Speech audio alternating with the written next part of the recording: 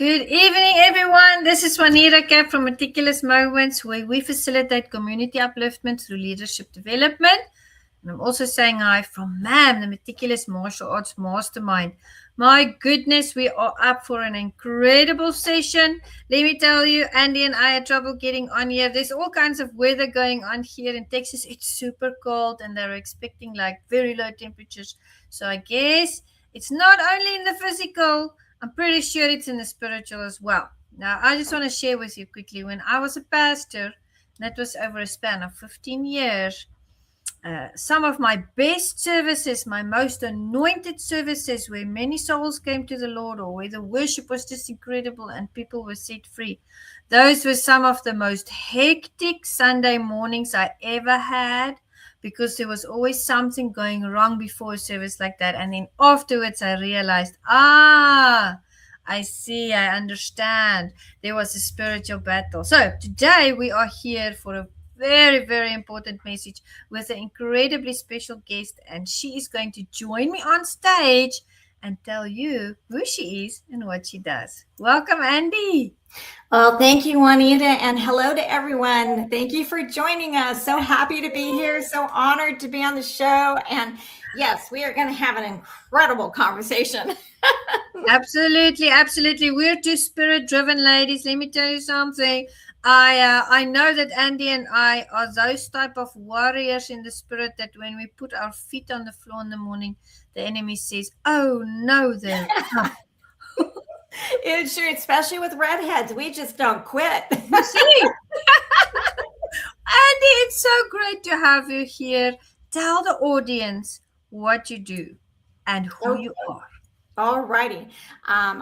Currently, I am the founder of Voices Against Trafficking. And what we do is we seek to end human trafficking in your community and all communities around the world, and sexual exploitation, especially of children. Children are the future of any community. God's kids are not for sale. My friend Teresa Velarde says that all the time, and it's so true. So what we try to do is kind of on a 4-plan. We have awareness, creating greater public awareness locally, nationally, globally, and then giving education and tools like our books, our magazines, our music CD, anything that we can do, training, all of that, so that we can inspire people to action. And action then helps us get prevention. And Juanita, as you know, we're not going to get rid of depravity. Human nature is what it is. However, what we can do is intercede for the innocents in our lives. And, we can talk about some of the things that, are myths and stuff. But for those who don't know me, I am a survivor myself. I survived 17 years of child sex trafficking from ages 6 months to 17 years old, back in the early 60s. Oh my God. And you are now God's vessel to bring a stop to this evil. I believe that for such a time as this, absolutely, because I wouldn't be here otherwise, right? Exactly. And that's why we struggle to get on to this evening, because God's doing something, and He's going to do something amazing through us as His vehicles, through your movement, through your story. And it's always so wonderful to see when someone goes through something so traumatic and they get up from it, and they're stronger for it, and they use that as fuel to pursue their passions. I saw a video clip today that said, I'm going to read it here because I took a screenshot. I didn't want to say anything that's not apt. It says, human trafficking is the second most profitable illegal industry. It has surpassed where they buy the arms deals, right? Arms, And number one is still drugs and things like that. So it's second at the moment, because what the person said was, you can sell an item on the black market once. And I was so sad. It really upset me. I got this feeling in my stomach when I heard him say the next part of the sentence. He said, but they sell the children again and again and again. And I felt like crying. Like, I was so emotional. Tell us about that. Absolutely. And you're correct. I think we're fast becoming the number one transnational criminal enterprise. But you're right, exactly, because the average time the average times that a victim is sold, child, adult, teenager, college kid, is 20 to 25 times a day. Oh Okay. my God. Imagine a 12-year-old. Imagine somebody younger. Now, in my case, it was familial trafficking, which means that my family, my birth mother was the orchestrator of all evil, but male, female, all immediate family, some extended family members. And by the time I was 5, it was so bad. The pain, the torture, the beat downs, the ugliness, just everything that happened, that I thought, if I die, I'll be in a better place and nobody can Oh. or hurt me. So that was my first attempt at suicide at age 5. Do you know how incredible it is for me, someone that was in the spiritual, and I'm still in it, not in the church full time, but I'm still in the spiritual realm fighting those battles. Do you know how blessed I am to sit here with you and to see what a beautiful and pure person and soul you are, and that you really want to help people out there? I'll tell the audience how Andi and I met. We're both members of the Connected Leaders Academy Yes, we are. I with love it. Jose Escobar, and I've been there for many years. I was on the executive team. I'm an ambassador with them as well for what they're doing in business. Let me tell you guys, when we made this connection, and Andi and I've been planning this for close to 4 months, I guess. At least, yeah. It's been a long time, but festive season happened and traveling happened. And this evening, when we were trying to get on, I just thought to myself, like I said, this is a spiritual battle. But I know the Bible says, when God tarries, do not worry, because he will not tarry. There is a divine appointment, there is a divine time, a Kairos moment for everything to happen, and we are standing in that moment, Andi. So I would like for you to tell the audience, how did you get out of the human trafficking, that they put you in as a child? Well, back then in the early 60s, there wasn't anything. I mean, people didn't even talk about child abuse at all in the States or culturally, because, just sweep it under the carpet, or don't go to that special uncle's house or whatever it was, let alone human trafficking, passing somebody around where they're going to be hurt, abused, whatever. And so at that time, there are two things that drive human trafficking: depravity, as we mentioned, and then, of course, the money part. But at that time, when I sat on that curb waiting to jump in front of the car, I looked into this huge blue sky, and I thought, I wonder if there's somebody out there bigger than the people hurting me. I wonder how far that sky goes, because I just wanted to be anywhere where nobody could touch me. And in my heart, I heard God say, "This is not the plan I have for you. Suicide is not the answer." And I trusted that voice, that one voice in my heart. And even though there were a couple more attempts, because things got really bad, I was locked up for months. I had all kinds of things happen to me. The last time my birth mother tried to kill me, I was 17 years old. So from there, I didn't have family because we were isolated, which is what predators do. Keep you moving, or they keep you from social encounters that might reveal what's really happening. And so I had to be perfect all the time, which, as you know, is very impossible, and especially for a child. But I knew I could be dead any day. So it was a very hard life. But after that, I got myself to college. And I started looking at how other people live life, and it was shocking to me because I had never seen anything like that. And kind of like Kids Gone Wild, but, in a different way. But I loved school. I loved education. I knew that God had a plan for me. It wasn't easy to trust what I couldn't see. I did not know how to have relationships because I was intellectually ahead, but emotionally behind. I had the opportunity to escape date rape twice, and God protected me there. And then from there, I graduated early, put myself through law school, and then I realized that all I really wanted to do in life was help other kids so they wouldn't have to go through what I did. Now that's a winner right there. That is Mhm. a warrior right there in you. And God instilled that in your heart, and He is using you in mighty ways. And you know what He does?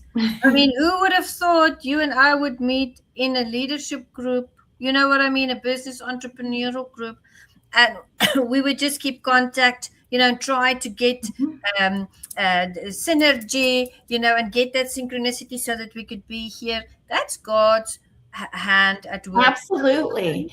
He directs our steps. And tell me something. I want to ask you something. Mhm. How? Because I showed my youth children, I was a pastor for 15 years, and I showed them films about human trafficking. And I told them about, staying away from substances. There was one that cut the one youth member in front of the church, about cut off his cheek. They had an Ooh. altercation. I visited the prisons, I visited the hospitals, I was at the old age homes, I was working with children that were unruly, doing that, helping them not only with the counseling but the spiritual part, but also physically adapting their diets, etc. Just to get a holistic healing, like you've got Yes. a holistic transformation. Now I showed them a film called Caged No More, and this was many, many years ago. Mhm. And at the end of that film, it said, don't think that human trafficking is only happening over there, or it's only happening in that country. It is in your neighborhood. It is, Absolutely, 100%, Juanita. Absolutely, sister, because we know just in the States, okay, now think about, I'm not a math major, but think about just in the time we've been talking, every 40 seconds in the US, a child 18 years and under is either abducted or they're lured into something that is completely unsafe for them. Maybe it's a summer job posting, maybe it's something else, but we are not diligent anymore as a yeah, community. yeah, As an adult society, we have just decided, oh, the schools can babysit my kids for 8 hours, or they can go to camp and I don't have to think about it. And I'm not saying that that's bad, but we have to check out who's yes, managing our kids, what are the background checks, if any. And if I show up as a parent and the coach doesn't like it, why? Right? So we yeah, have to think about those things. But just in that time frame, how much human damage and carnage there is. And so when we talk about the severity, if you magnified it, somebody else did the math for me, I don't do math in public. but um my but math is broken, don't worry. Okay, good. um, it comes out to be about one person every 4 seconds around the world Oh is my being trafficked. goodness. That is crazy. I will tell you how I had a very close brush with. I mean, I literally did not know I was rubbing shoulders with these traffickers. So what Mhm. happened was my kids were small. My daughter was 9. My son wasn't even a year old yet, and we were living in a townhouse, and we were waiting for the home that we were going to rent. To move into that home. And the whole, it was a beautiful place. It was a proper neighborhood. I let my daughter walk my son there because all the kids were playing. Everybody was driving Right. slowly, always knew, like 15 miles an hour. Everybody was kicking the ball and making friends. I let my children walk in that complex. And thank God nothing happened to them. But I moved to the house that I was initially supposed to move into. But I stayed friends with my neighbors. So I had my neighbor come over to the house, for the housewarming and tea Mhm. and coffee. And you know what she told me? What? About 2 lanes of houses from where I stayed, right there where my little kids were walking, the police found a girl that was being held captive, and she was Oh. part of a sex trafficking ring. My children were playing there next door. Absolutely. This is exactly how it happens. We don't know who's in the next apartment. We don't know when we send Yes, our daughter to babysit. yes, Is the husband there? Is the older brother there? And boys are trafficked as well. yes. Girls I think are still a little bit more trafficked, but the predators do not care. what happens to their human products. So when we talk about children, when we talk about teenagers, right now in the States, one of the most dangerous places for a girl 18 to 24 years old is the college campus. Oh my God. Because the predators will hire or pay another college student to recruit on that campus, whether it's, hey, come to a party, or hey, you want to go have, a soda or a hamburger or whatever, and then all of a sudden, bam, they're gone. We had a story of a woman, I think this has now been like 3 or 4 years ago. Her daughter was 16. She had met this boy. She wanted to have a boyfriend really badly, right? So the boy is smart, and he's like, well, hey, I'll take you out. How about we go get a soda at one of the big box stores, right? And we can just sit in their little cafeteria area. And so she said, okay. So she didn't tell mom. She gets in his car.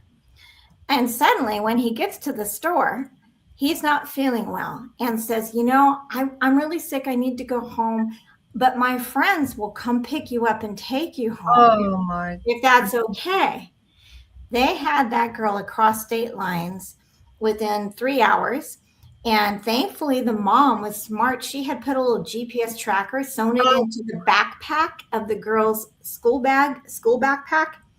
And she was able to locate her, I think, within 24 to 48 hours. The police, everybody was on it, and they found her, but she did not go home the same girl that she was when she I understand. And look how fast it can happen. Yes. Look how clever they are. I saw, because since you and I have been talking all this time, I've been watching reels and following people that talk about trafficking so that I can, work on my knowledge, because I like to learn and grow personally and professionally. So I'm following these people that talk about real life stories.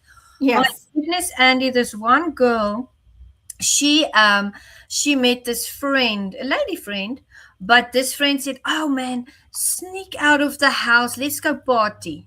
Don't tell your parents, we're going to sneak out. She was grooming her. She was getting her to sell her. Absolutely. Said, party, I'll pick you up. My friend and I will pick you up. We'll go to the club. I'll have you back by morning.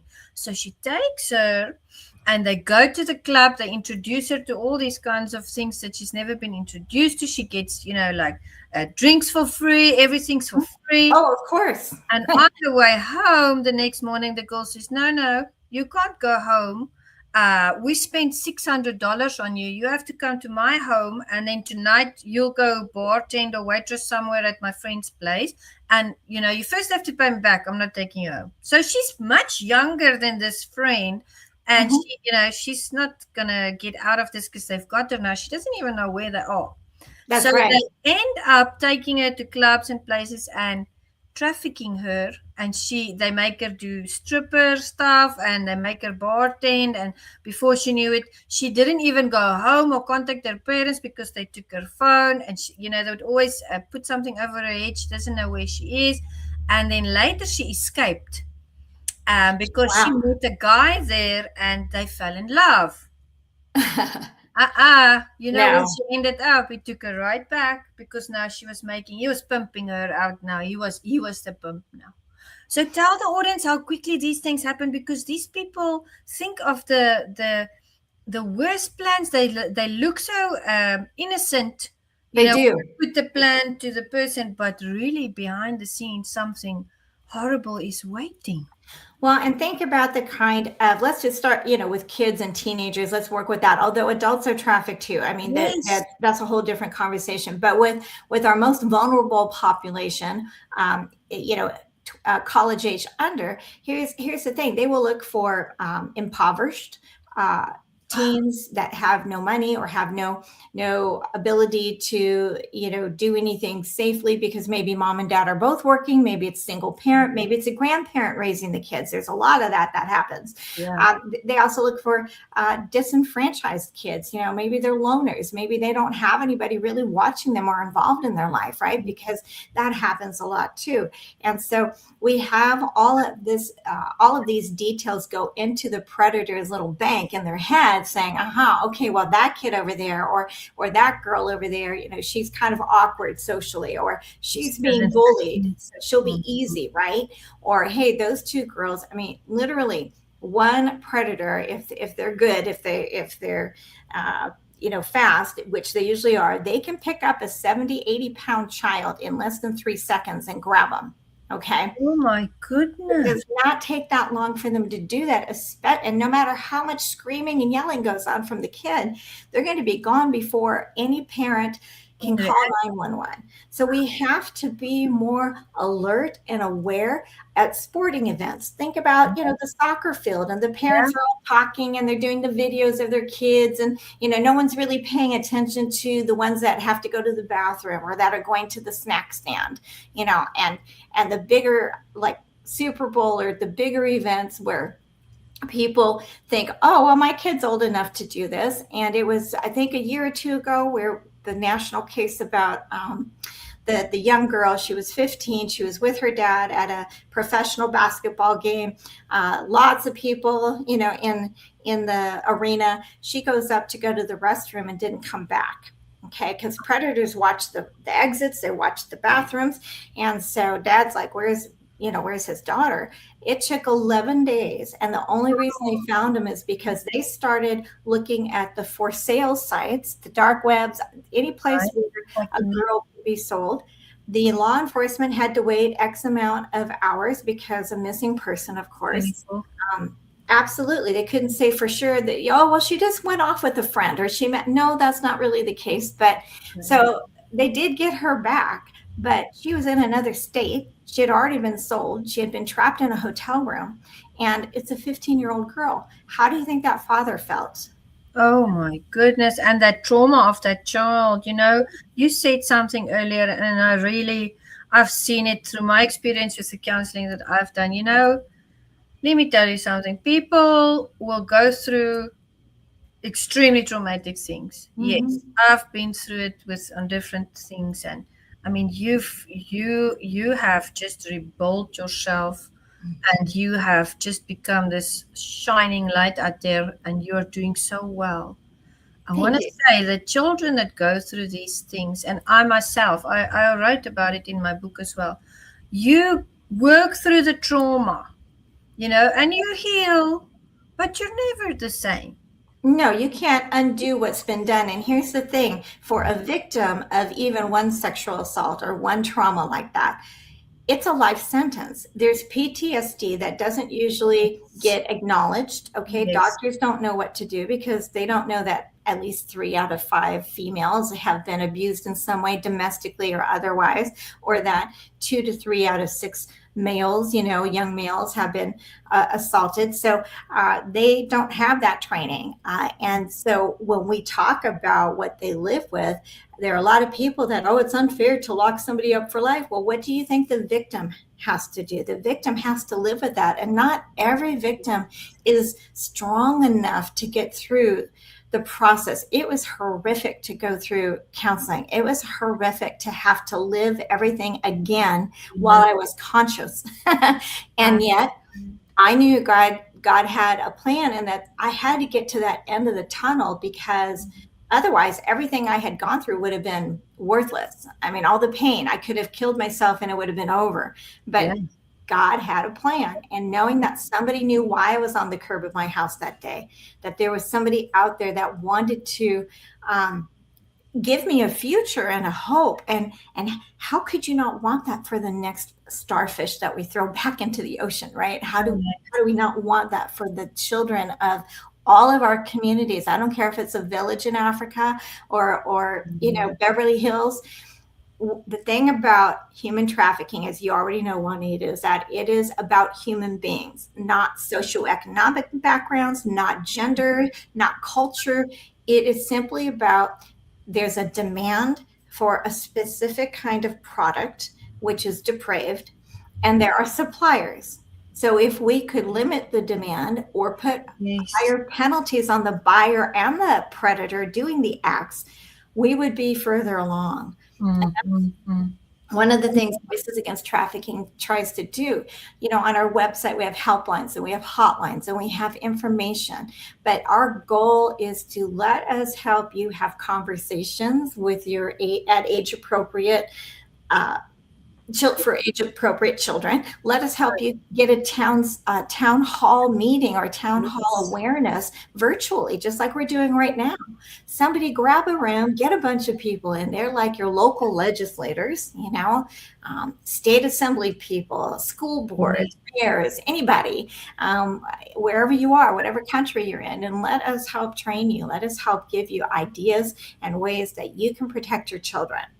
And so that is one of our key points, is awareness and breaking down the myths that, it doesn't happen here. It's only in the movies. Oh my goodness. I think that's the biggest misconception.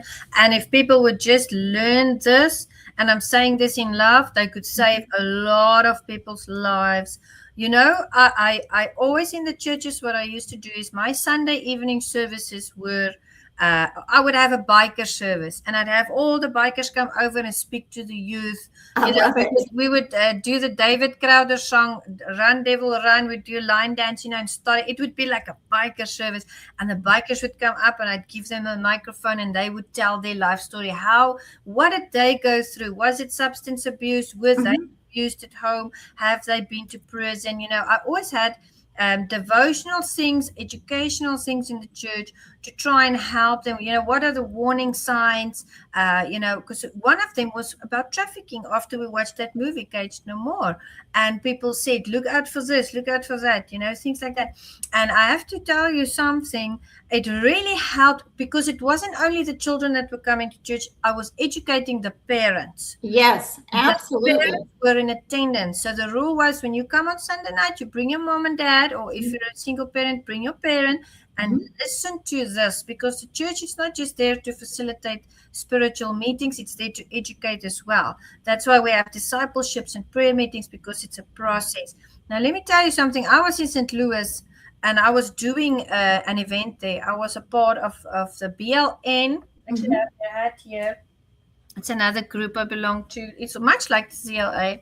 And I was doing a conference there with them for the weekend. But the morning before everything started, I thought, let me just go take a walk, walk, jog type of thing, and just go in the streets and go experience it, take some photos, And I was running a little bit and then walking, taking photos. And as I was walking, something caught the corner of my eye, and it was a white van.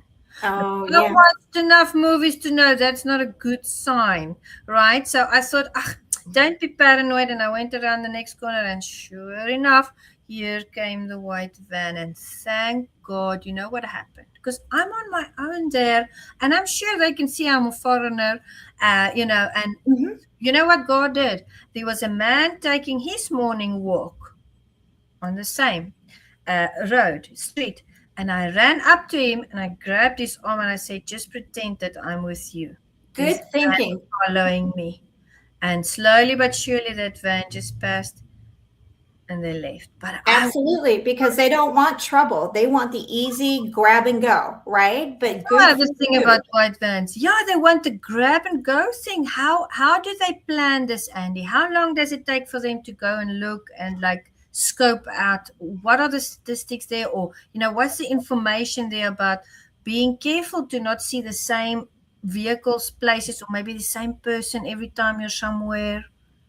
It's like anything else, Juanita. We have to learn and then we have to practice, like riding a bike, right? We have to get on the bike. We have to have a few scrapes or a few, practices, and then we'll be able to, get the rest of it handled. But here's the thing. You're right. A van, they're very fast. I mean, you will not know it's coming because you're going to look and maybe say, that looks strange, but not really react to that instinct sometimes, because you think, I had one lady say, I can fight anybody off. And I'm like, yeah, probably not. And if you do fight, you're probably going to lose.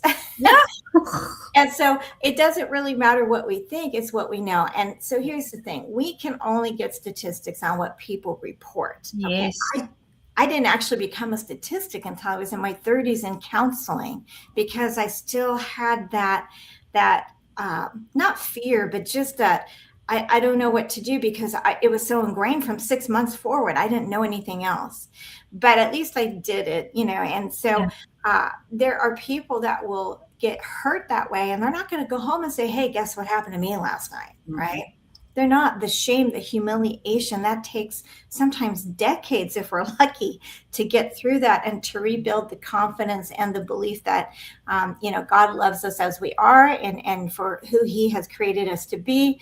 And then there are people that will say, "You know what? I don't expect anything else in my life, so I'll just marry this guy even though he beats me," right? Or I'll just Happens.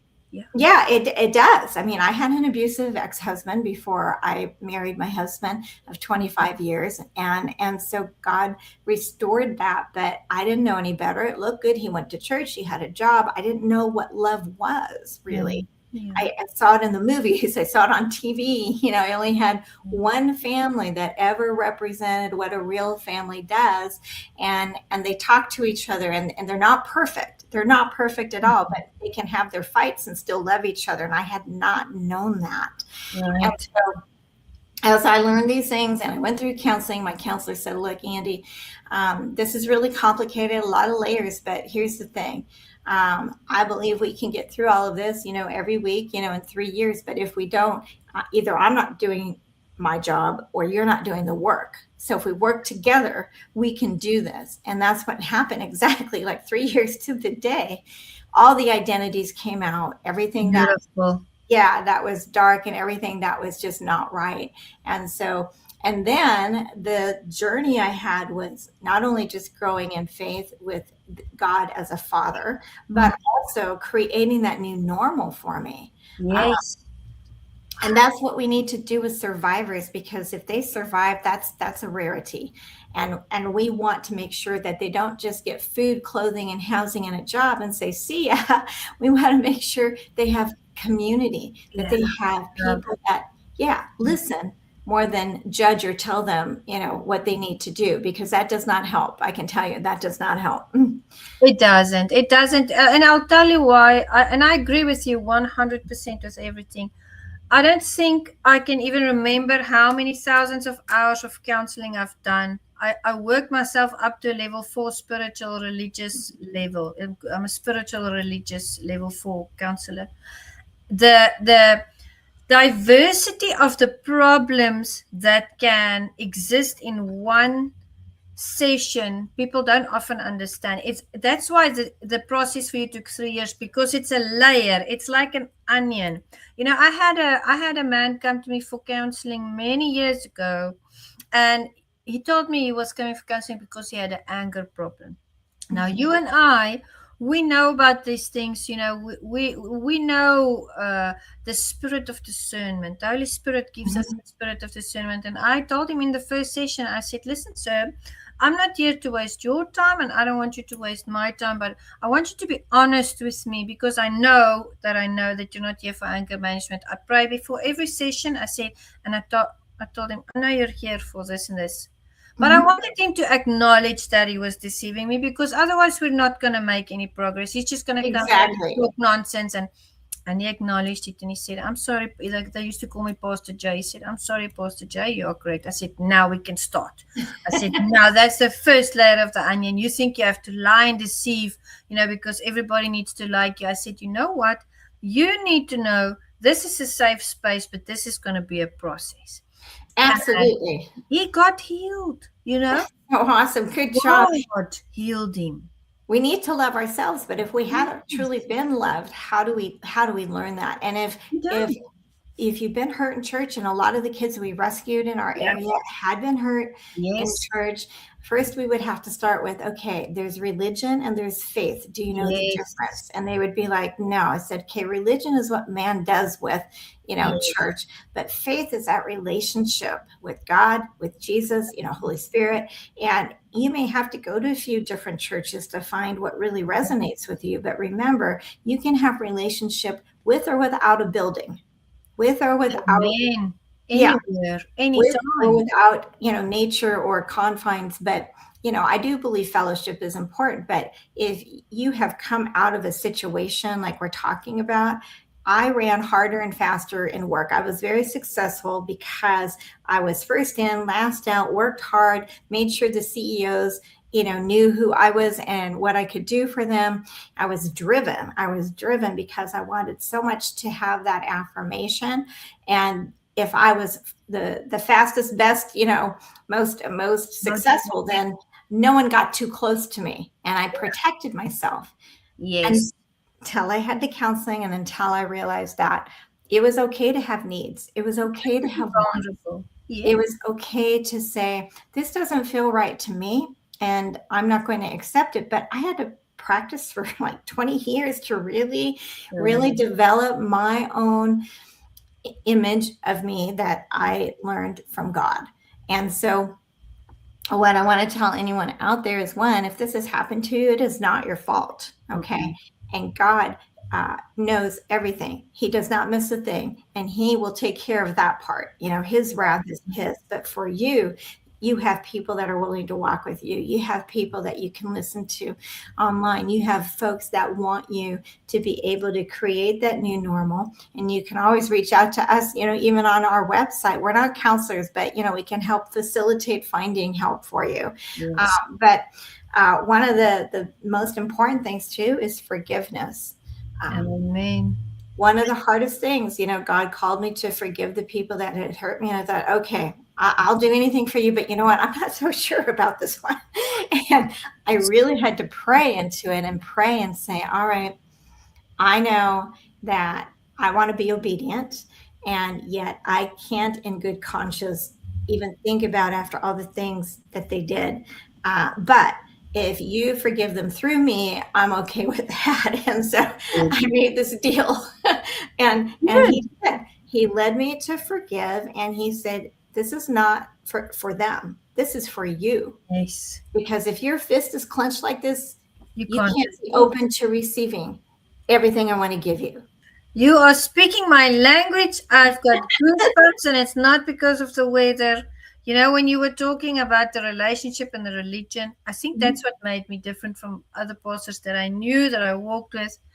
I preached relationship. That was the most important part, was to get people to realize God is a living God, and it's a relationship, and the religious things are man-made. And you know what's the biggest blessing God gave me?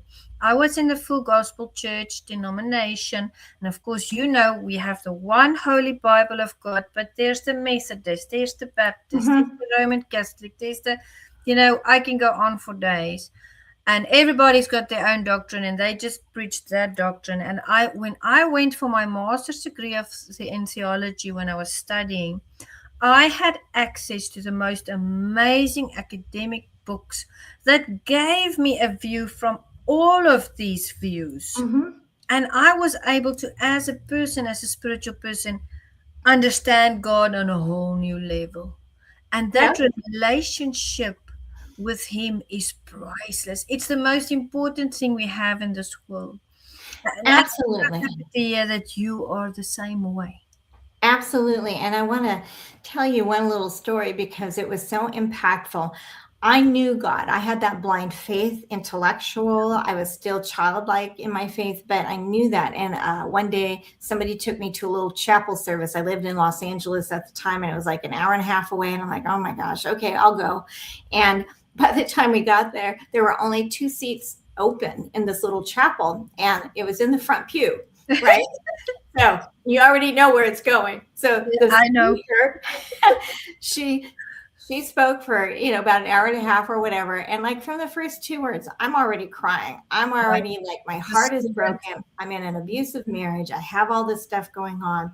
And at the end, she was praying for people. And part of the prayer, which I realized was about me, was that someone had been crying out to the Lord for many, many years and had all these layers and had all this stuff, and that he has heard the cries, he's going to heal you, but it's complicated, it'll be in layers, things like that. And so I was receiving that and feeling like he does know I'm still here, but the most amazing thing that happened was when she came without saying a word, everyone had left, and she sat next to me.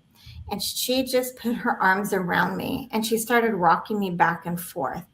And in that moment, I thought, this must be what it's like when a real mother, a safe mother, comforts her child. And I was 31. I had never felt that. And in that moment, I felt what it was like to be loved by Jesus. I had a tangible Beautiful. experience that changed my life. And some friends that had been praying for me were like, they were in tears when I told them. They said, we've been trying to figure out how to give you that, how to show you that. But the last 5 years, we just didn't know. And finally, that tangible moment for me happened, and it changed everything. Yeah. You felt that in the physical what God was illustrating to you in the spiritual. And let me tell Absolutely. you something. And the audience, I want him to know, because I know that Andi knows. The spiritual world is much more tangible than the physical world. It is. It is. And It's but so if you much. don't know, you don't know, right? It's like people live in this bubble, and especially when it comes to discernment. And I pray for people for the spirit of discernment, because sometimes it Mhm. just takes a little bit longer to get there. But let me tell you, you and I know, I will meet a person and I will have an immediate emotion about it. It's in Absolutely. my stomach, it's in my gut. There's nothing I can do about it. I will know yay or nay, and I will act accordingly. And that's the Holy Spirit. It's a gift from God. It So is a gift. it's And difficult to protect that, Andi, because sometimes people don't see what we see. exactly. And they will fight back sometimes. We Yes. had kids that were we had to let go from our program, Yeah. when we had the shelter, because they were not able to stick to the contract, stick to the agreement. We had them sign. They had to get their high school diploma or GED. They had to have a job, and Yeah. our 3 to 5 month program. But it became one of the most successful programs, Safe House Systems, with a 92% success rate of these kids staying Wow. independent within their first year on their own. you know, Fantastic. from homeless, from broken, it didn't mean they didn't have problems. It didn't mean they didn't need counseling, but they were able to again change their generational future. That's right. Hmm. Let me tell you something. That makes me think of the gap year. Now, I come from South Africa, but I'm streaming from Texas. I live here. And in South Africa, we had something called the gap year. So Hmm. if a child was finished with their matric year, their grade 12 year, and they were coming from circumstances like this, or maybe they were a little bit confused because they haven't computed everything yet, and they're struggling with some or other problem either at home or personally or at school, we would tell them go for a gap year. And there's a Hmm. place in Port Elizabeth. The parents would then pay for this year. There's a place in Port Elizabeth, and they would go there for the year, and they would be mentored. So it would be a spiritual, physical, emotional thing that they would a whole What program. a great thing. Yeah, that's great. And then at the end of the year, they would know this is what I want to do, and Mhm. they would be helped, in the right direction. Golden Key International Honor Society, they do the same thing. They have students that can go for counseling for free and work through their problems, but they also have a section where when someone finishes their degree, they can start an internship for free, and that internship can help them, if not with that company, to find a job in another company. So there's so many of these programs, and they're all wonderful. And I was praying for the last few months because, ma'am, and Meticulous, we support veterans. I work with a lot Mhm. of veterans that have PTSD and that are martial artists, and people that come out of the army. They don't know what are they going to do now Right, right. service. But we also donate to brain cancer, because my mom died from brain cancer. So Oh, that's I'm close to me. sorry. But I prayed since you and I met, and I was like, Lord, show me the way, show me, how can I contribute? And I know that I have to help you with your mission in whatever capacity I can, to bring the word out there and to help people to realize that this is a very big issue, because It we is. don't discuss it enough.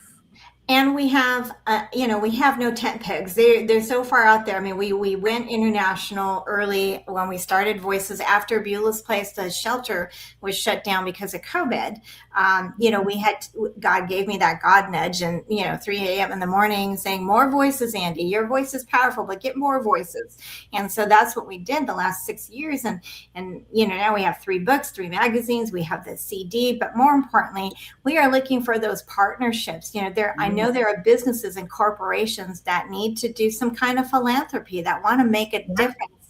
And one of the things that makes us a little bit unique, Juanita, is that we are all volunteers. No one gets paid. There is no payroll. So every dollar that, whether it's from a book or from, donation, it literally goes to human beings that we are serving. It goes to expanding our programs. So even as a nonprofit, we are very skinny in terms of, the volunteers are all over the world.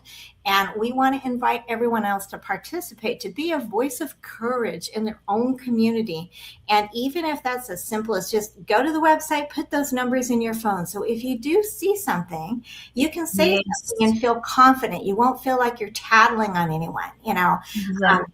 because somebody's life depends on it. And it can be anonymous, right? Exactly, anonymous, and so they don't have to fear. Right. The people on the other end, they know what to do. They know no matter where you're at in the US, they can advise you, where to get help. But the more that we allow ourselves to learn, and I tell people, I'm truth and hope. I bring the truth of the situation, but I also want to make sure I bring the hope.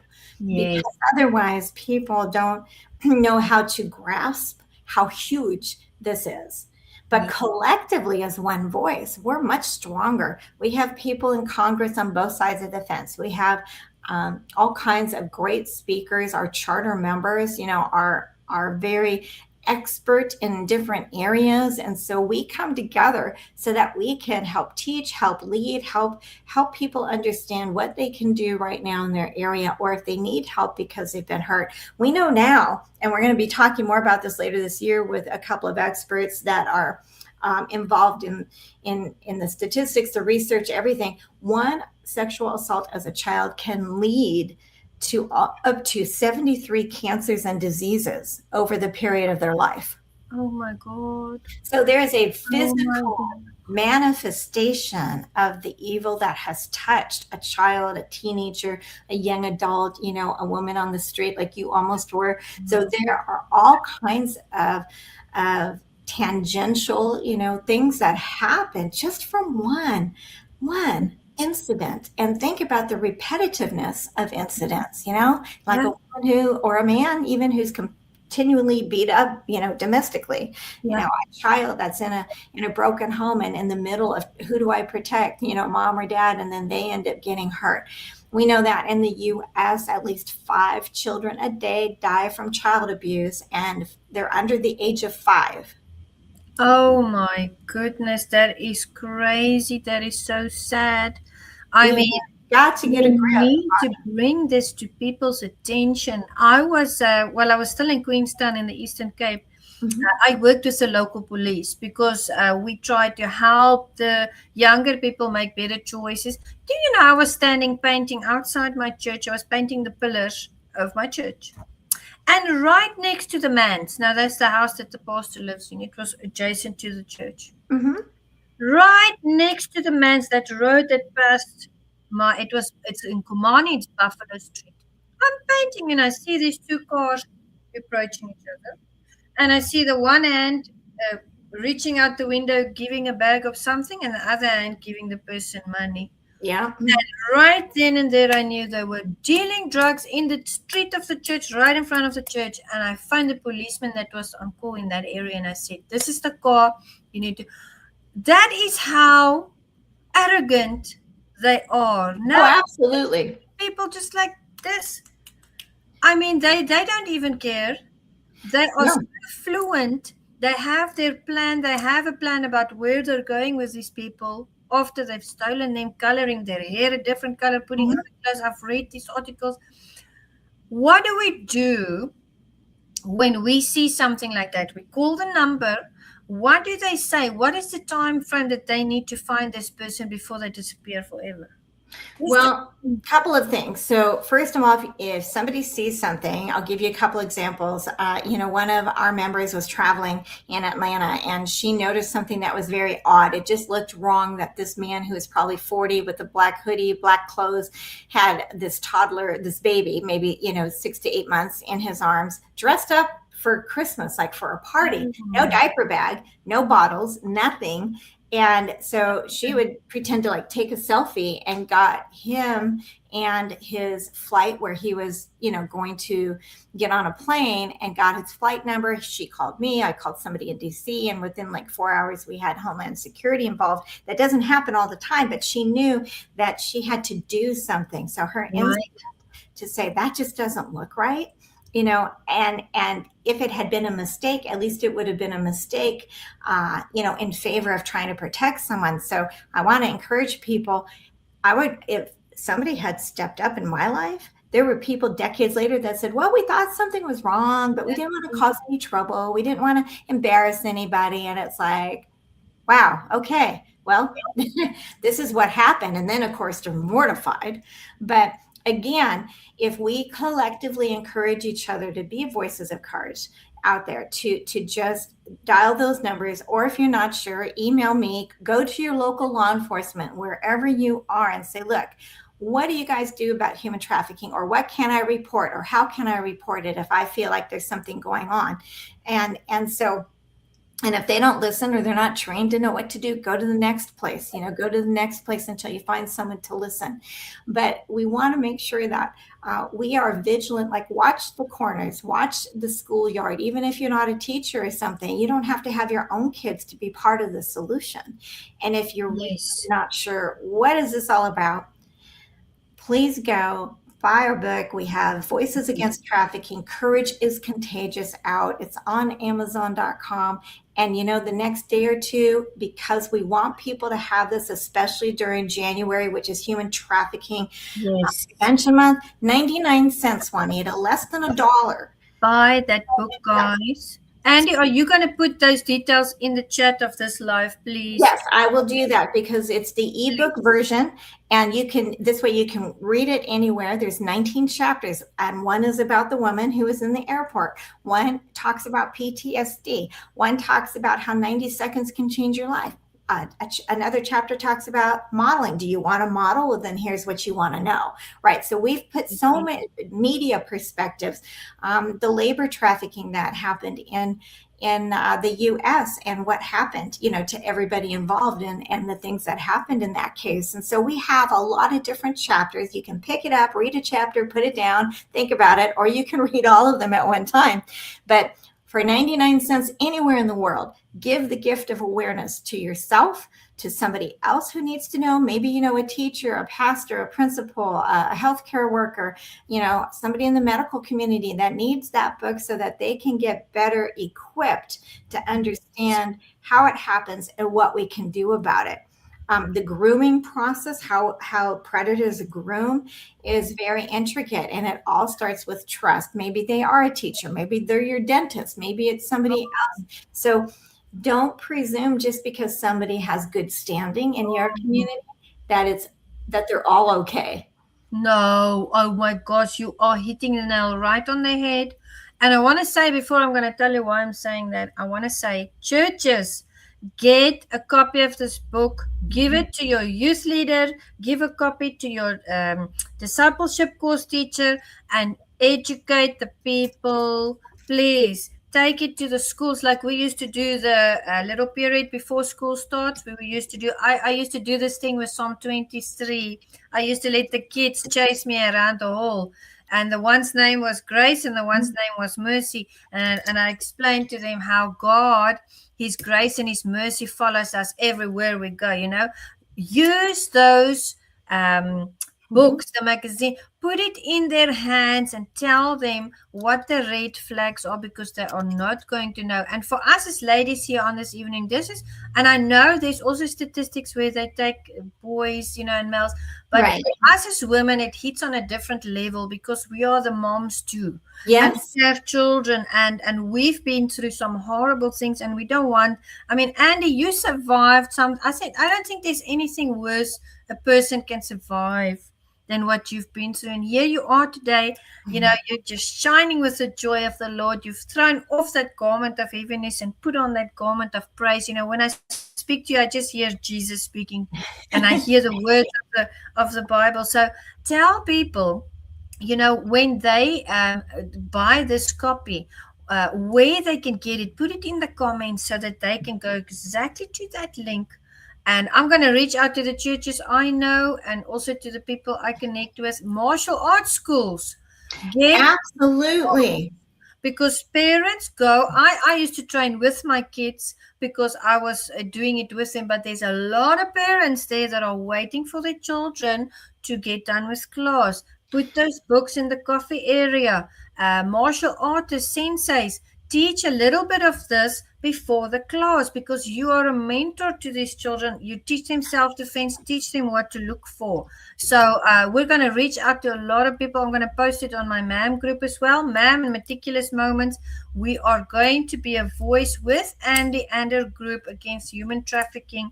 And this is the purpose. We're still doing the veterans. We're still doing the brain cancer that we're doing. But this year, the goal is to help Andi in whatever we can, in every way we can.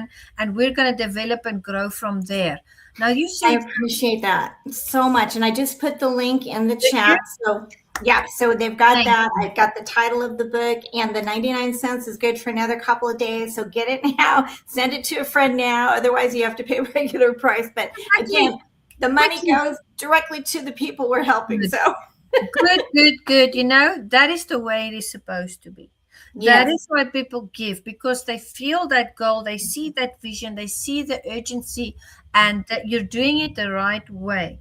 And I really feel like there's someone in the audience this evening that need to hear, there's a lot of people. You mentioned layers, you mentioned being fractured. Now we call that dissociative identity disorder.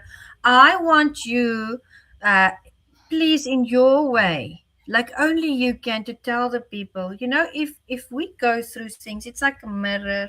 If we go through things, certain buttons are created, and it's like someone hitting a mirror or a glass, and it starts to crack.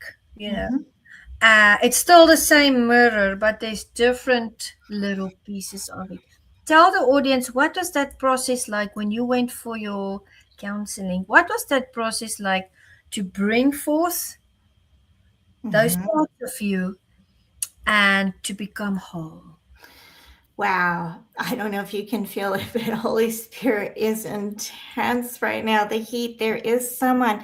I hear you. I feel you. He sees you. God sees you. I don't know who you are, but he does. And I want you to know right now, those layers are coming off. Okay.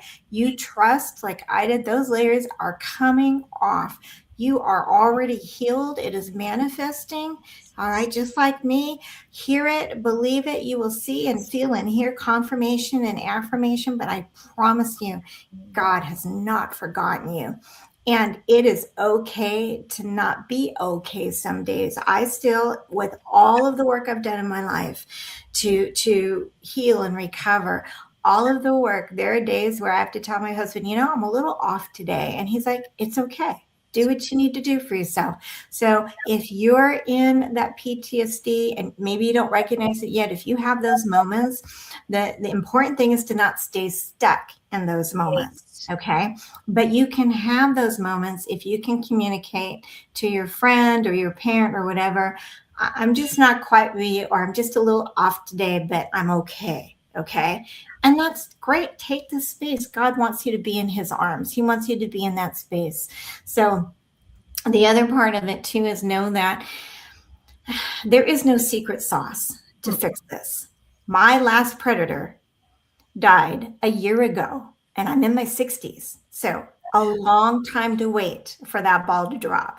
Yeah. And my Right. birth mother, who orchestrated all the evil, was 91 years old before she died.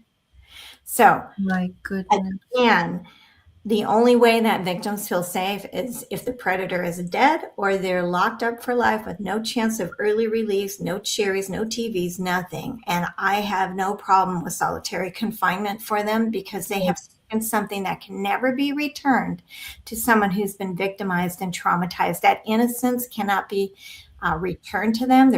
My childhood can't be returned. But you know what? God can redeem that and give you a new beginning, make you a new creation in Him, where that is not what identifies you anymore. It happened, but it doesn't mean that's who you are. That's right. That's right. And you, I mean, you dealt with it incredibly well, from the forgiveness part to restructuring your mind and, your thought patterns and your life. And God sent you an amazing husband who is so supportive, Yes. gives you that encouragement and love and tender and care. Most amazing human ever, because he didn't really know a lot about what happened. My husband practiced his proposal on the second date. Oh my goodness. How long did you guys know each other before you proposed? Probably just 2 weeks, literally. Oh, that's And wonderful. I know, and he knew what he wanted, and I was like, "Oh my gosh, how am I going to tell the pastor about this one?" I'm And sure the pastor was happy. oh yeah, he was actually. He actually told Ed. He said, "We've been waiting for you for a long time. We don't know how she's gotten this far." God had his timing. He was like, I know it. I know it. It's time now, and I'm sending her the right person. Exactly, because I had done the work. I'd gotten my relationship. Streams of the Desert is an old devotional book, but every day a friend of mine gave that to me, and I would ponder it and gestate it. Each day I Yeah. would take that little piece that Yes. God gave me, and since then, we've had this remarkable communication. And God knows sometimes I have to read it, I have to see it, I have to maybe hear it from somebody and have confirmation. But He is so willing to work with us as His children. So don't think out there that He doesn't know what you need. He knows who you are, what you need more than anybody, and He loves you more than anyone in this world can. But Ed has been a blessing and a gift. And he did say two things that helped us, even when we started the shelter.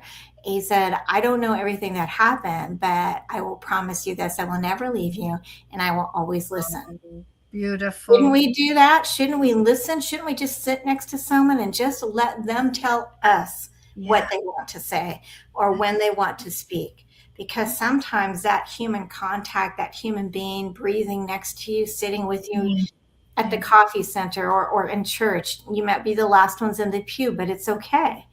We don't have to fix everything, right? No, we don't even know where to start half of the time, but God uses us as His vessel for His presence. We carry His presence. Absolutely. And we should remember that. And we're anointed, but we're also appointed for certain tasks. Mm-hmm. And He sends us to the right people, like He sent you, your wonderful husband. Mm-hmm. And just because we go through difficult things, like, failed relationships is a big thing in the church as well. There's a lot of, I've been divorced twice. I've had my share of that. And I think it comes down to respect most of the time. I will let you add as well your thoughts, but respect is paramount. Absolutely. If we don't respect our partner or whomever we're with, then we're at a deficit already. We're already sliding downhill because, that has to be mutual. We have to want more for that partner than we want for ourselves. And that partner has to be reciprocal in that. And so, and it doesn't mean things will be easy. When we started the shelter, I had no idea. I hadn't been diagnosed with 4 autoimmunes at the time, but it came around. I've had 10 traumatic brain injuries, almost 30 concussions in the 40-year period of time. But I said no to breast cancer 5 times. I said no to liver cancer. And so we have to believe that we know that God has our best, our backs, even when I have a very physically attacked kind of, life, but You know what? I get up and I show up. And that's what we taught our kids. Get up, show up, half the battle's won. And you know that in martial arts too. You Yes. have to, it doesn't matter what you feel like. You do one thing for God, one thing for yourself, one thing for your kids, one thing for your partner, whatever it is. You know, you have to just get up and show up and say, well, this is maybe the best I can do today, but I'm giving my best Yes. I can do today.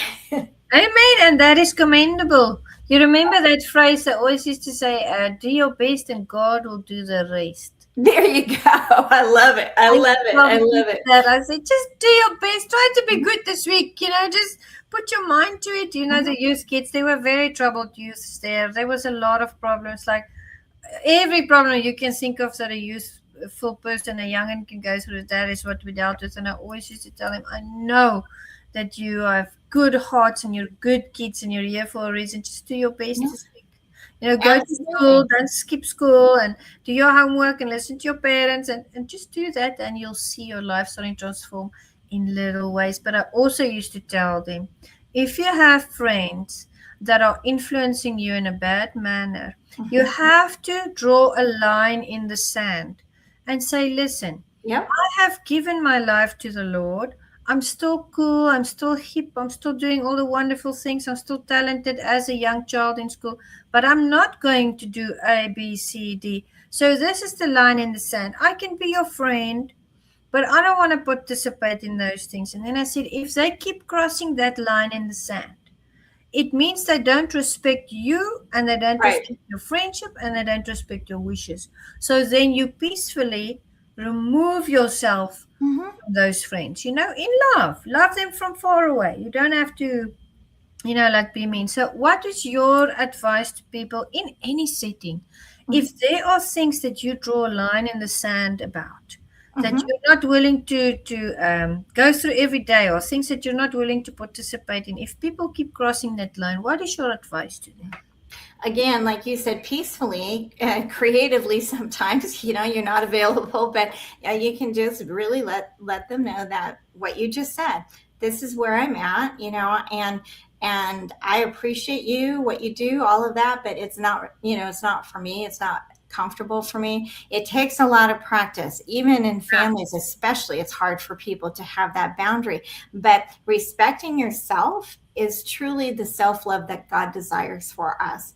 And I don't feel right when I'm doing these things, so I'm not going to be doing it. And I was just reading something, a prophetic word about when God removes something from your life, it's because he's trying to elevate you to another part of your life. So if you lose friends, you're going to have other friends. You're going to have better friends, right? If you lose some people that are bad influencers in your life, trade them in, because God has better to have 2 awesome influencers in your life, have 10 of the flaky kind or the people that cause you trouble, because you're too good for that. You're more important than that. That's right. And it takes practice. I wasn't perfect at it either. Every now and then I still get caught, but not very often anymore. Good. It's a process, and you know, it's a process for everybody. We all develop and change, and I'm getting to see now, you know, as my kids are getting bigger, and you know, we go through things, and it's kind of like we have to reinvent ourselves many times. You know, it's like God is helping us to throw away old things that we've been carrying on our shoulders that we weren't supposed to. You know, guilt, and you know, things happen, and we walk with things. We walk with that hurt and pain, and as I see them grow up, I'm just getting to that place of wisdom where I understand now how important it is to share my energy with the right people and the right places and settings. And sometimes you have to, if you have the Klingons, as I call them, I keep clinging to you. Sometimes you have to say, you know, I love you, I pray for you, or, you know, I want to help you, but this is as far as I can go with you. That's right. Because they'll suck you dry after a while. And it's okay to say that. And if they get mad and they yell at you and they think you're a horrible person, well, that's on them. That's on them. You did it, and I did it in love. We call them energy vampires. There's some people who drain the life right out of you, and there's people that really want to, like you said, they want to see you shine. They want better for you than they even want for themselves. And Right. those are the people you need in your inner circle. That's right. And we have to be careful about being enablers, because a lot of people have been hurt. They want to help. They want to do things. I'm one of the biggest, people that had to learn that, because you can want something more for someone else than they want for themselves. It could be success, right. It could be healing, it could be a lot of things. But at some point you have to back up and say, you know what? I'm doing all the work, or I'm doing all the moves. It's like trying to dance with someone standing still, right? Right. You can do it, but it's very energy taxing. And so give yourself the gift of love, and give someone else the gift of awareness today. But give yourself the gift of love, and really, talk to God as a daddy, someone who loves you. And all of us have had some brokenness somewhere, whether it's a parent or a friend or betrayal somewhere. But he's not that. And if he was, I wouldn't be here today. Amen. Amen. God's the same yesterday, today, and forever. And he's not going to disappoint us. He's never done that before, and he won't, because he's holy. He's not, sometimes you meet people and they're very enthralled, and, so one day they like you and the next day they avoid you. And then I always wonder, and then I think, thank you, Lord, that you're always the same. Tomorrow morning when I open my eyes, I know what to expect from you. You're just going to shower me with love and blessings, because I'm your daughter. That's right. Absolutely. And so, but I do want to invite anyone out there that is listening. If you want to be part of something, part of the movement, go to our website, voicesagainsttrafficking.com. Look at everything on there. If you have questions, you can ask us. There are other things on there that you can find. But also, if you want to connect with us, if you want to help Juanita and me move this movement further, if you know businesses, if you know people that would join us, all we're asking for is people to help us get further entrenched in the awareness and the education and the training. I would love to do a Voices of Courage University tour to help teach and train the college age kids on what to do. But we need funding for that. We have to fly. We have to go to different places. We have to make connections.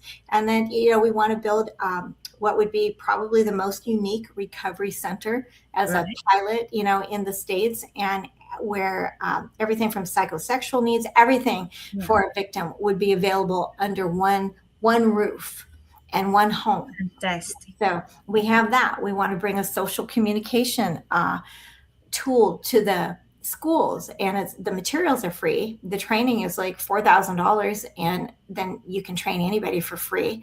And it has huge success in 22, 23 countries now of vetting out homelessness, abuse, hunger, and trafficking as little as age 5. It's peer-to-peer. Oh my gosh, that is amazing. I know. It's like I can't seem to find anyone to bite on that one, but we will. But see, all of these things are at our disposal. We're getting close. And we need to get back to respecting the value of life, because we've desensitized children. We've desensitized the things that happen against them. That's right. But this audience, I know, is going to move it forward. And I'm so grateful to be able to share, with you tonight, because this is where, God happens all the time, but this is where God really shows himself. Amen. I feel like a kid in a candy store, because I'm one of Andi's ambassadors, and I'm so enthralled. It feels like it's a new purpose, having been in, and then I go back to the ministry because I saw people transform in front of my eyes, and it really shaped me, and it humbled me to see the power of God. So this is really something big for me. Thank you for that honor. We love you, and we want you to just, go crazy. Just, we'll talk more about what we need to do and how we need to do it. But we really want to bring together people that are passionate about the value of not exploiting God's resources, his children, and not exploiting human beings for profit, for labor, for debt repayment, but to join the movement to create healthier, more whole relationships so that we all are guardians. Amen. And members, Meticulous Moments audience, I'm going to encourage you and ask you to share this live. The contact details is in the comments They're in the comments, and there's going to be big things that's going to transpire from here. Andy, I'm going to contact the Golden Key International Honor Society. They have offices in South Africa, Australia, and Atlanta. I used to work for them many moons ago, and I was doing their Zooms for them, their virtual sessions for the speakers. They have access to all the universities in that network, and I'm going to see how we can progress with that part. That would be so amazing. And I just realized I put the link in the private chat, so I'm going to type it. No, I am not techno, y'all. I'm just telling you, I'm not techno. So no problem. That's no problem at all. I see it there. Okay, I see it. It says Amazon.com. I'm going to read it to the audience to give you time to copy and paste there. It says Voices Against Trafficking. Courage is Contagious ebook. It's only 99 cents. Give the gift of awareness today. Limited time only. Act now. And then Andy's contact details are below. And that link, please click on that link because it's going to take you to the place where you can get involved.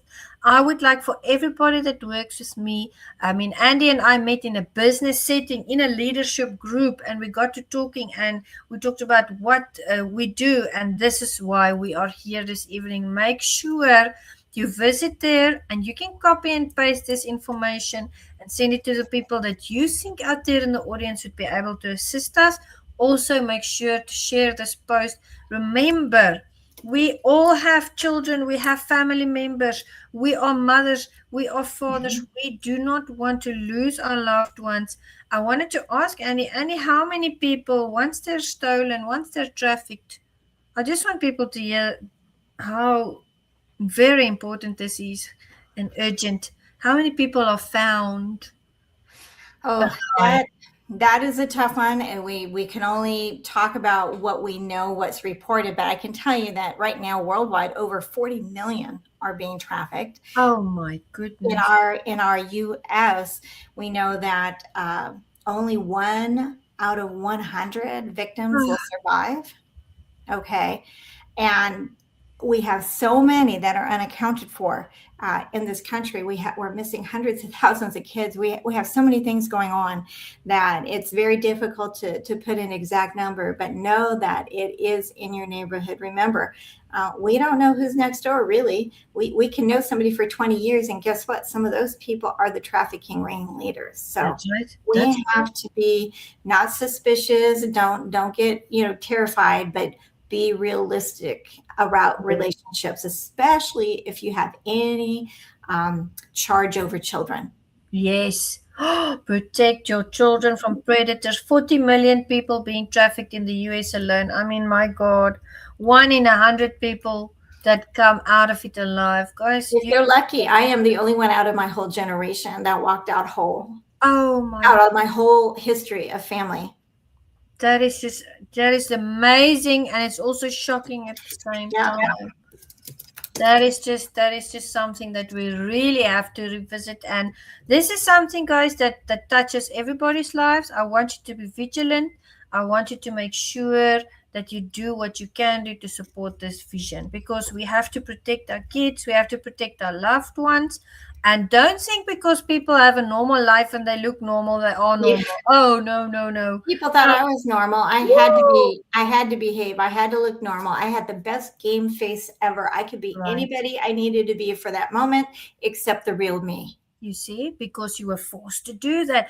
Yeah. I was living in Pretoria. I'd gone to it was the first time I'd gone to university. I was studying to be a pre-primary teacher, and my mom was still staying with my gran and my grandpa in Warmbaths, a place called Warmbaths, Bella.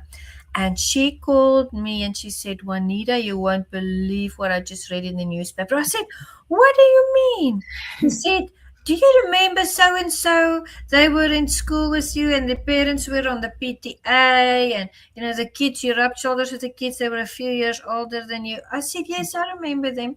She said, "Do you know that they were caught digging up the graves there in our town, and they were taking the corpses and cutting it up and putting it in bottles?" She said, "Those people that always were so successful and look so normal." I said, "I'm never trusting nobody again."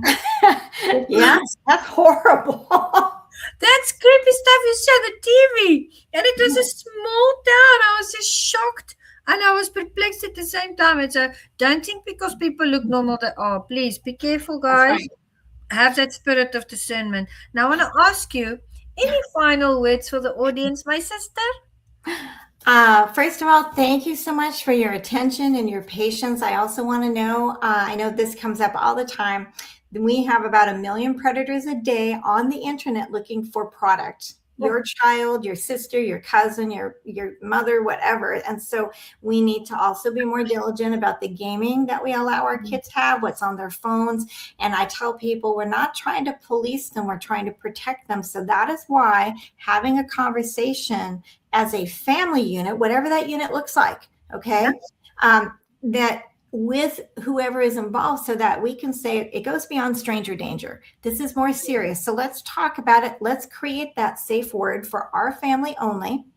And if you get in trouble, there will be no judgment. You just text that word and one of us will come get you, right? You know, it has to be something kind of generic, because if a predator takes the phone from a child or from a teen or an adult, that you don't want them looking at, I just called the police. Yeah, they want stress and not in the move fast. Pizza or, balloons. Don't forget the balloons or something, generic that only your family would use. And we have a prevention packet available. It's electronic, so it's free. If anyone goes to our website and they email us and say, we want prevention packet, there's tips on what grooming is, what to look for, the hotline numbers again, and then also about 40 tips about preventing child abuse, keeping your child safe, and some tips for adults on how to have those special things that they'll know when their kid is in trouble.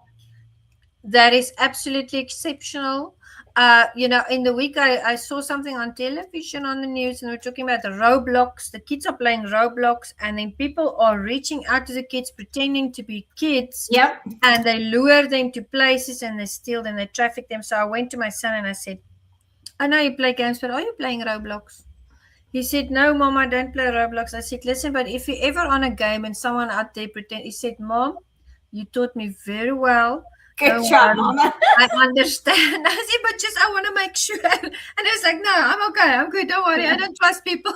So be careful, guys. If your kids are playing Roblox, there are predators out there that pretend that there are other kids that invite your kids somewhere, and that's where they steal them. That's where they take them. Let's all just trust God that, He will guide our steps as He always does. And Andi, it was such a phenomenal pleasure to have you on here. Likewise. Thank you so much, Juanita. We're going to do some great things, Miss Ambassador. So we're going to rock this world, and I want to bring everyone who watches your show with us. Amen to that, sis. Have a great, great evening, and God bless you, and we'll speak soon. All right. Sounds good. Thank you so much. Sis. And good night, everyone. Bye. Thank you so much, everyone, for watching this phenomenal session here on Meticulous Moments. It has been such an amazing session, such an educational session, teaching us what to look out for. And I encourage you to go to the website and to become a part of this. Share this live, and please bring attention to these things, because our kids are important, our relatives are important, your safety is important. And I would really like to see everybody just talking about this and making sure that we know what to look out for, and that we know what route to follow should we see something that's not right, and also to be just educated, because everybody here has a special purpose on this planet, and I would like to see them fulfill their destiny and be safe. We don't want anybody to be amongst those 40 million trafficked people in the US alone. Can you imagine what it looks like across the rest of the world? That's scary. So be vigilant and think clearly, and think about your safety when you go to especially very, very busy places. There's always predators around, and we don't want to cross their paths. I read a study many years ago, it's probably more now, but the study while I was studying zoology, it said you are going to rub shoulders with at least 13 serial killers in your lifetime. Now I wonder what, I'm going to go look that up, how many traffickers we rub shoulders with in our lifetime and we don't even know about it. So keep your eyes open, stay in prayer, and thank you for watching this with us. And of course, last but definitely not least, I want to give a shout out to my baby, Kevin Oliver. I also cheer him on with what he's doing with his stopping gun violence and stopping fentanyl group. So please make sure to visit his websites, stoppinggunviolence.com and stoppingfentanyl.com. And let's make society a safer place. Let's make sure we help each other. Let's lift each other up. This show and my purpose on earth is to facilitate community upliftment through leadership development. And that is what I'm going to do. So anybody out there, if you have a movement and you have not had the help, or maybe you just need to be connected to the right person, I promise you, if I can't connect you, I'm going to know someone who can, and we will all work together to make sure everybody prospers, because you heard what Andi said this evening. Surround yourself with people in your inner circle that want to see you do better even than yourself. That is the right mindset. That's a leadership mindset. That's a winner mindset. And guess what? When you start to rise, you start to lift other people. Go and read those leadership books. Go and develop personally and professionally. And I've got surprise interviews this weekend, so make sure you tune in, guys. There's a lot happening behind the scenes. God gets the glory for it all. Have a great evening. Bye-bye. Stay warm.